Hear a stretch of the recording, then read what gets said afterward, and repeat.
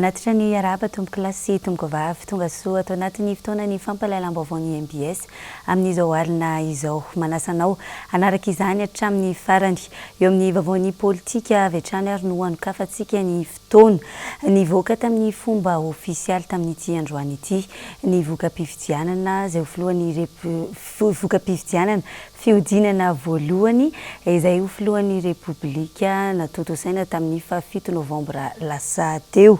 Araka izany dia naneho ny heviny avy hatrany ny kandida laharana 520 marika Ravalomanana raha vao vita ny fanambarana tamin'ny fomba ofisialy izany voka-pifidianana izany nataon'ny fitsarana avo momba ny lalam-panorenana Tetsy Ambohida rahantsika avy hatrany ary ity fanehoan-kevitry ny kandida laharana 520 ity. Aty no nainoko ny valin'ny fifidianana voalohany amin'ny fomba ofisialy ary namoaka didy ny tsy azo ivalozana mihitsy ny ACC hoe ny hiatrika ny deuxième tour dia ny laharana 520 sy ny laharana 720 tena vonona hiatrika amin'izany tsika fa dia misaotra an'Andriamanitra fa tafita soamatsara tamin'ny premier tour iny ary dia zay ny mahatonga aty ilaza an'ireo pomba sy olona vonona hiaraka satria misy anatevin-dalana any tiako Madagasikara na KMMR reo antoko sasany reo zay ny mahatonga anangana an'ilay K25 ary zay ny mahatonga atsika nivory teo tena faly tsy sivana zany fa zay manoana zay nge le mahatonga le slogan hoe ampiombona ampitovy lanja tsy maintsy ampiombonina aloha ny malagasy rehetra mba hitovy lanja daholo amin'ny lahatra rehetra tao zay zany le slogan manaraka hoe mpanangana fa tsy mpandrava isika dia ampiombona ampitovy lanja fa mpanantanana aloha tsy misy hoe miaraka fotsiny atao zay mpandanina ny K25 na ny komity 25 fa mpanantenana zany mandaingana hoe ame fanantanana andreo olona marobe anoandreo na ireo anao alliance ireo sarotra be nanao an'izany.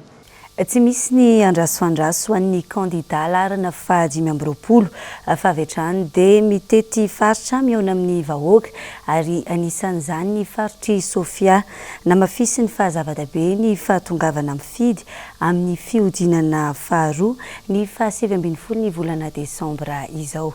Rina Rabe Mananjara. Kiondalana lehibe tokoa no andalovan'ny firenena malagasy amin'ny fiatrehana ny fiodinana faharoa amin'ny fifidianana filoham-pirenena amin'ny 7 Desambra ho avy izao raha ninambaran'ny kandida laharana 520 marika Ravalomanana nandalo tany a Port-Berger ny tenany tany Ambondromamy tany Antsoa ihany koa. Rehefa misy raha teo ny K25 ivondronan'ny olona rehetra resy lahatra ampandany ny kandida marika Ravalomanana. Maro ireo nanapa-kevitra fa anoana azy amin'ny fiodinana faharoa anisan'izany ny akamaroan'ireo kandida tsy lany nandritra ny fiodinana voalohany. Ankoatr'izay resy lahatra ny olona satria azo tanterahana tsara ny manifesto azo ataony manao lalana azo ataony mametraka fandriam-pahalemana maharitra azo atao ihany koa ny mampiana-janaka ary ny tanjona lehibe dia ny fampandrosoana ny Madagasikara mba ho lasa modely mihitsy ny firenena malagasy. Tena faly tonga eto Tsohi renivohitry Sofia ary nahita an'ilay olona marobe tonga teo dia tena mabe fanantenana ny zavatra ho ataontsika indrindra fa ny fifidianana izay voatrehana amin'ny deuxième tour mitety faritra tokoa amin'izao fotoana izao mampafantatra ny olona hoe aoka nareo tonga hifidy satria arakaraka ny favitrihanareo tonga mifidy no mampety sy mampahombo ny paikaditsika dia ny paikady ampiasaina amin'izao fotoana izao dia nakampana amin'ilay hoe K25 zay no atao zany izao dia mitety faritra zao mijery sy manentana ny olona mba hanefa ny didiny satria mazava amin'ilay programan'asa fatantsara amin'ilay manifesto hoe tena azo tanterahana tsara zany hoe manamboatra ny lalana azo atao tsara mampianatra ny ankizy azo atao tsara ny manafoana sy mampianto an'io le tsy fandriam-pahalemana io dia zay ny mahatonga azy hoe tena faly izy dia hoe rehefa nijery zay sy nandinga dia aloanay miaraka aminao ary dia velatra sy misokatra ho anazy mihitsy ny adihevitra dia eo zay mifampidinga efa nandray maromaro zao tany Antananarivo alohan'ny angakona katy ireo olona kandida te hiasa iaraka amintsika dia tena misaotra an'izy ireo satria manana fatokisana izy zany ary za koa nefa tena milaza mihitsy hoe tandremana tsara fa ny tanjotsika dia hoe ny ampandrosoana Madagasikara ny ametraka indray a lay tanytadalàna anao modely eo anatrehny firenena eran-tantsika indrindra ty afrika afatra ho an'ny voaka dia zao a milaza foana ho an'ny voaka malagasy hoe kiondalana anankiray ho an'ny voaka malagasy a ity fividianana ho avy ity noho izany dia tokony mavitrika tsara nareo a manentana ny olona fidy ary mavitrika tsara mba mampafantatra ny olona hoe mila fanovanty fireneny ity mila miverina indray a ny fandriam-pahalemana ary mila mandroso makany amin'ny hoavin'ny vahoaka malagasy satria amin'izao fotoana zao a tsy manana fanantenana firy izy a ary to disy fanantenana ny zatra nitrangana andritrany 7 taona ela dia ela nge zany andrasina an'izay fividianana izay amin'ny fomba demokratika ka dia manantena aho fa tena antetsara io mampanantena ny kandida larana vadimy am'roapolo marikaravalo manana fa anao izay azo atao amin'ny fampandrosoana ary zava-dehibe ihany koa ny fijoroana amin'ny fahamarinana ary mikatsaka mandrakariva ny mahasoa ny vahoaka ny fahavoalaza teny am-piandohana moa dia nivoaka tamin'ny fomba ofisialy androany ny voka-pifidianana fihodinana voalohany avy amin'ny fitsarana avo momba ny lalam-panorenana raha ity voka-pifidianana ofisialy ity dia isy ny fihodinana faharoa amin'ny 7 ny volana desambra izao satria tsy nisy kandida nahazo ny sambato Antsasamanila tsy nahitana fivoarany firy tamin'ny vokatra navoakan'ny CENI tamin'ny 17 Novambra ihany koa ity vokatra ofisialy avy amin'ny fitsarana avo momba ny lalam-panorenana ity fanampanazavana entiny Jessica Miray sy Manora Andriamalala. Nivoaka tamin'ny fomba ofisialy androany tamin'ny folora maraina ny valim-pifidianana filoham-pirenena fihodonana voalohany tetsy amin'ny fitsarana avo momba lalam-panorenana etsy Ambohida. Raha ny voka-pifidianana dia isy ny fihodonana faharoa amin'ny 17 ny volana desambra izao satria tsy nisy kandidana azo fato Antsasamanila.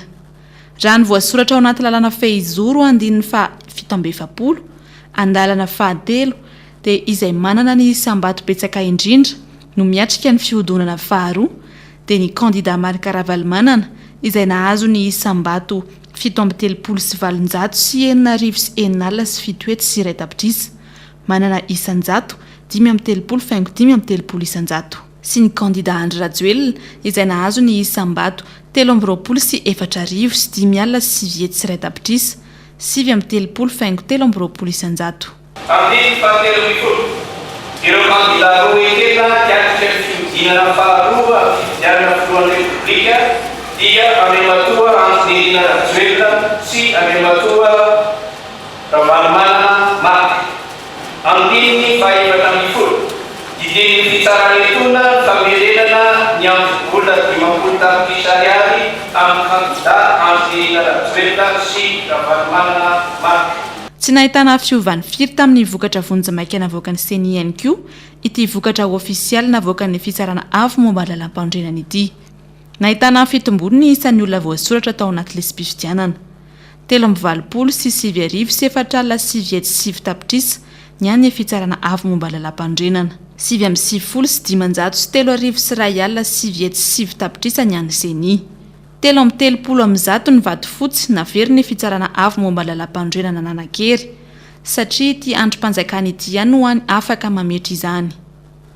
50 sy 500 sy 7 sy 9 sy 3 sy 5 tapitrisa ny tonga ny fidy raha ny voasoratra ny fitsarana avo momba lalam-pandrenana 70 sy 400 sy 7 sy 9 sy 3 sy 5 tapitrisa kosa ny avy amin'ny CENI. Nahitana fidinana ny vato maty sy ny vato fotsy raha ny tany navoakan'ny CENI satria 70 sy 700 sy 9 sy 4 sy 3 sy ny an'ny RCC 530 sy 700 sy 2 sy 7 sy 3 kosa ny an'ny CENI. Raha eo amin'ny tahapavitreana kosa indray dia 350 faingo 5 isanjato ny avy amin'ny RCC 450 faingo 5 isanjato kosa ny avy amin'ny CENI. Fa tamin'ity androany ity ihany koa dia miantso ireo kandida roa hanao ny fihodonana faharoa ny avy amin'ny RCC mba ho tony satria ho filoham-pirenenan'ny malagasy iray manontolo izay ho lany io. Ho an'ireo kandida roa hiatrika ny fifidianana fihodinana faharoa. Tifanina ianareo fa tsy fahavara samy malagasy ianareo ary firenena fihodonana. Ny iray aminareo ny tonga ny tany sy ny fanjakana manomboka amin'ny fianianana amin'ny volana janoary.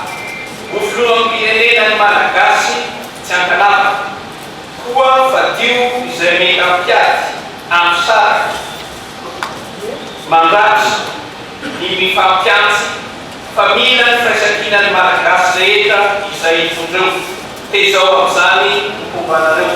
Manentana ny olom-pirenena hatrany araka izany ho tony hiatrika ny fiodonana faharoa satria ny fifidianana ihany no anehoana ny safidin'ny tsirairay avy ara-demokratika. Fa makasika ireo fitoriana izay voaray teny anivo ny fitsarana avy momba ny lalam-panorenana kosa indray dia tsy nisy nankantoavy ny HCC toy ny fangatany fikambanan'ny kandida ny fitoriana amin'ny fanafoanana ny latsabato iray manontolo tsy fampin'ny pirofo no antony nandavana ireo fitoriana ireo raha ny fanazavany ny fitsarana avo momba ny lalam-panorenana androany. Jessica Miraisy Manora Andremalala.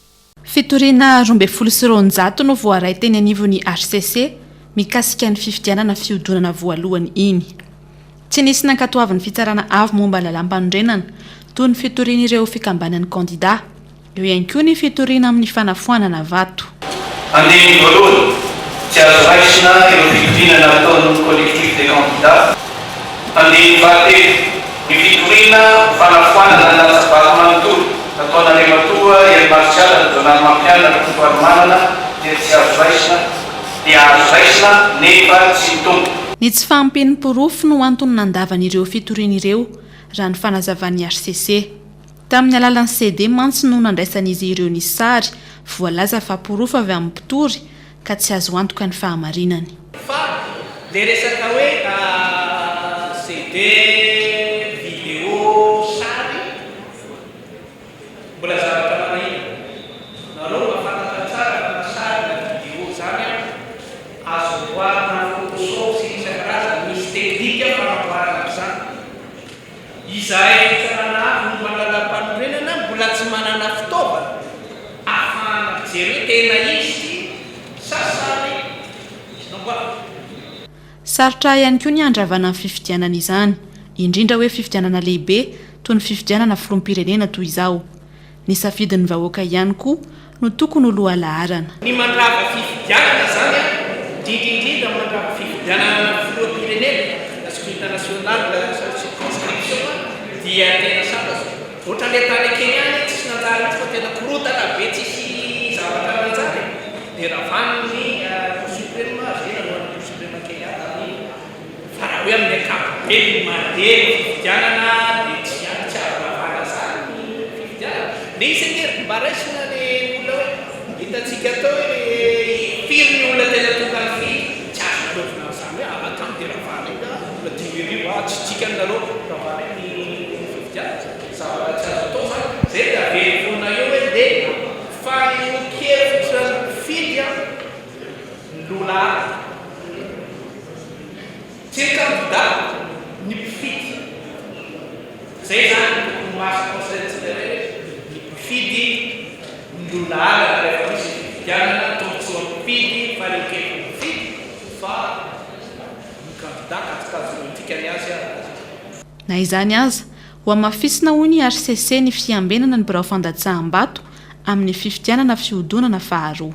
Eo amin'izay vaovao makasika ny fifidianana izay hatrany dia kiondalana ho an'ny tantaran'i Madagasikara iny androany iny tamin'ny namoana tamin'ny fomba ofisialy ny voka-pifidianana fiodinana voalohany izay ho filohan'ny Repoblika mandritry ny 5 taona ho avy. Samy nakasitraka ny asan'ny HCC avokoa na ny olom-panjakana na ny solontenan'ny kandida ary ny fiarahamonim-pirenena sendra ny mpanao gazetinay androany. Miantso amin'ny fitoniana ihany koa amin'ny fiodinana faharoa izay hoatrehantsika amin'ny 7 ny volana Desambra ho avy izao. Raha antsika vetrany makasika izay tanteriny Jessica Miraisy Manora Andremalala.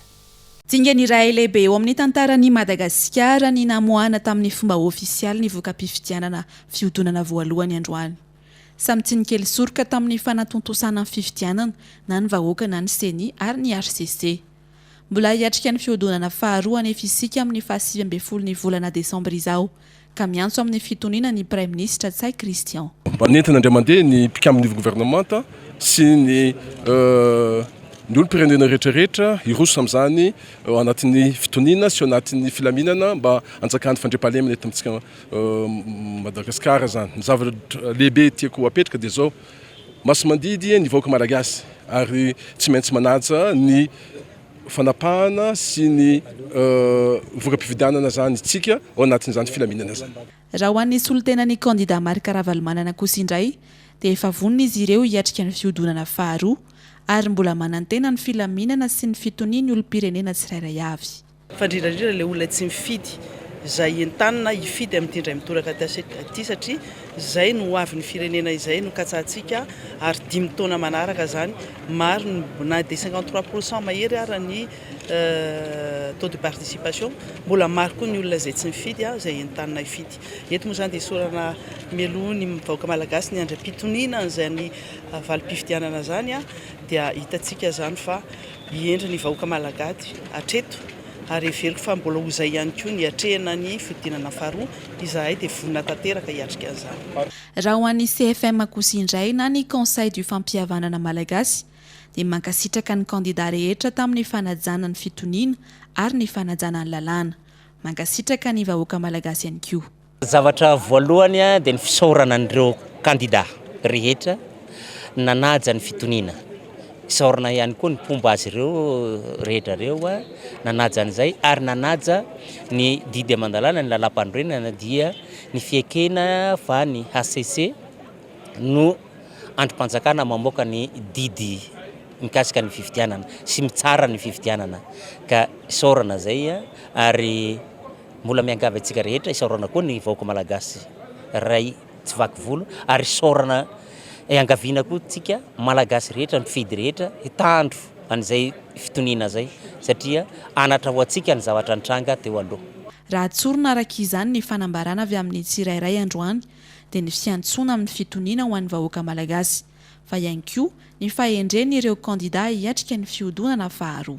Raha ny voakandroany ny vokatra ofisialy tamin'ny fifidianana fiodinana voalohany dia efa mikarakara ny fiodinana faharoa sahady kosa ny avy eo anivo ny CENI. Manome antoka ihany koa ny CENI fa ilamina satria manana hatramin'ny 17 ny volana Desambra izy ireo amin'ny fikarakarana. Anomboka raha-pitso ihany koa dia efa hisy ny misionera alefa ny CENI any Afrika Atsimo hikarakara sahady ny bileta tokana. Raha ovetrany ary ny andindiny zay. Sy dia ny fanalavitra tamin'ny vokatra vonjy-maika navoakan'ny CENI ny vokatra ofisialy navoakan'ny RCC androany. Nanazava ny avy eo anivon'ny CENI fa noho ny fanana ny RCC fahefana anitsy ny voka-pifidianana no antony nampisy ny fahasamihafana. Ny ataoko hoe elanelany moa zany dia ny hoe eo amin'ny fahefana fitsarana avy mbola lalam-panorenana afaka manitsy ny voka-pifidianana izay fahefana tsy ananan'ny CENI. Azo lazaina zany fa mitovitovy ihany ilay vokatra manamafy ny fifampitokisana eo amin'ny mpikarakara fifidianana zany sy ny mpiantsehatra amin'ny fifidianana ireny voka-pifidianana ireny. Nanamafy ihany koa ny CENI fa efa vonona amin'ny fiatrehana ny fifidianana fiodonana faharoa satria manana hatramin'ny 17 ny volana Desambra izy ireo amin'ny fikarakarana ary rampitso ihany dia efa andefa misionera ho an'ny Afrika Atsimo amin'ny fanamboarana ny bileta tokana ampiasaina amin'ny fiodonana faharoa. Tsy hisy intsony ny atsapaka amin'ny hanomezana numero an'ireo kandida roa fa hijanona amin'ireny laharana ireny hatrany dia ny 520 sy ny 320. Atao ankavia ankavanana kosa indray ny toerany ao anaty bileta tokana ka amin'ny ankavanana ny an'ny laharana fa 520 ary ankavia ny fa 320. Ny fampielezan-kevitra no manomboka amin'ny fahefatry ny volana Desambra fa ny fikarakarana ny fifidianana moa zany dia ataontsika hoe manana parapahatonga ny 17 ny volana Desambra tsika. Efa miomana amin'izany ny CENI ary azo antoka ny fikarakarana fa ho vitantsika ao anatin'io feptaona voalazan'ny lalàna io. Ny ataontsika hoe modèle na spécimen omenan'ireo kandida ahafahany satria miova ny endriky ny bileta tokana amin'io fiodinana faharoa io dia mazava ho azy zany fa manomboka raha-pitso ihany dia efa misy misionera ny CENI andeha ho an'ny Afrika Atsimo hikarakara an'izay fandaminana ny bileta tokana sy ireo ataontsika hoe imprimé sensible hafa izay tsy maintsy atotantsika any ivelan'ireo. Raha mikasika ny lisy-pifidianana kosa indray dia hisy ny fanokafana izany saingy tsy mbola afaka ny hifidy amin'ny fiodonana faharoa ireo olona vao hisoratra anarana. Ny lisy-pifidianana ange dia tsara ihany ny anamariantsika azy hoe ny fiodinana faharoa tia dia toy ny fiodinana voalohany ihany noho izany zany ireo mpifidy voasoratra anarana ao anatin'ny lisy mpifidianana tamin'ny fodinana voalohany ihany no afaka mandray anjara amin'ny fidinana faharoa.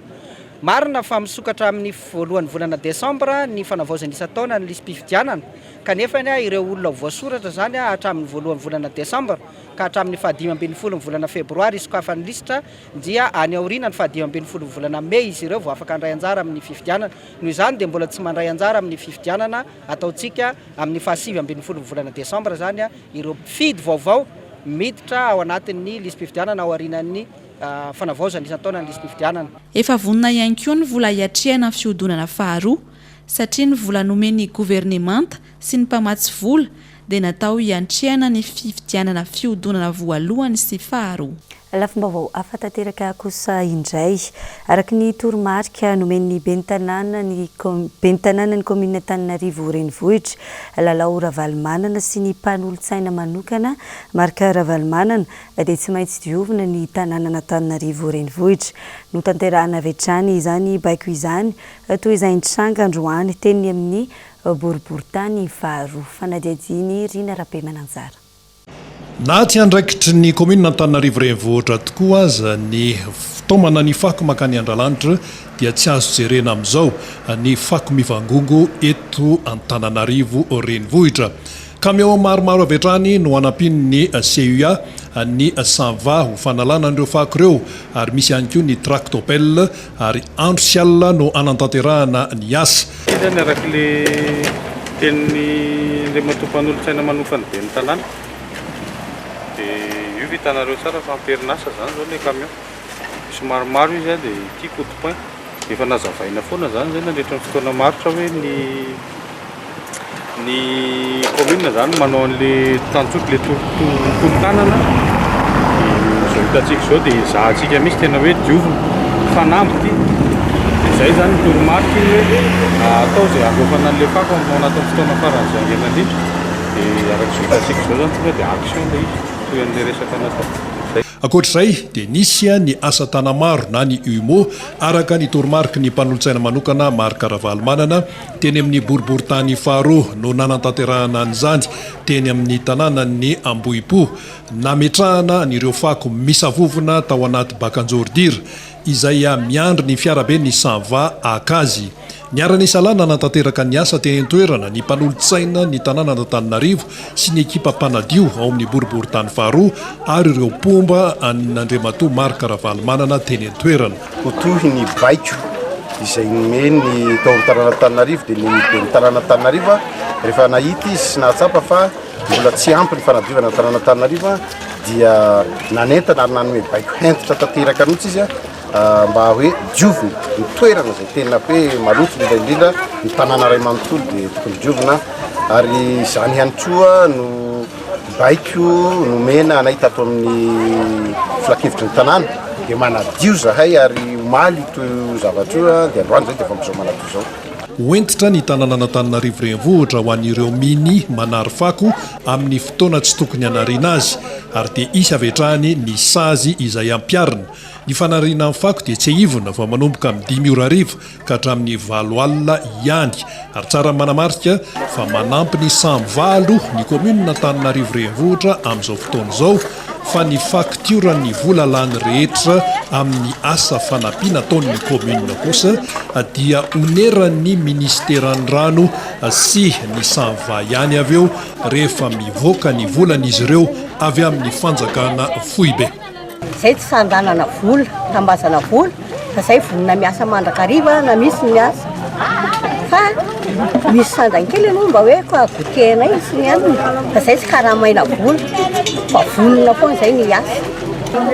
Ny antony natonga anazy zany voariska andraikitreto dia voalohany indrindra aloha zany no le tanàna maloto dia amin'ny mamponina Antananarivo anamy zany dia sarotra be ny hipetrapotsiny fa hoe alao zany mba mandray andraikitra dia miara manao an'le asa miaraka amin'ny mponina ety dia eo koa moa zany le baiko ny président Ravalimanana hoe tsy maintsy diovina ny tanàna amin'ity herinandro ity hatramin'ny asabotsy zay zany le baiko dia miezaka zany zay aty amin'ny tanànanay manao zay tratra rehetrarehetra mba ahafahana manadio ny faritra rehetrarehetra misy anay dia mba hoe tarigetra le hoe tanàna madio eto Antananarivo. Ania tsara amin'ny ankapobeny tetobola mpanjakana izay nolaninina teo anivo ny anteny meram-pirenena omaly. Nahitana fiakarany 1.7 isanjato izany raha toa ka manodidina ny 13.707 miliara ariary.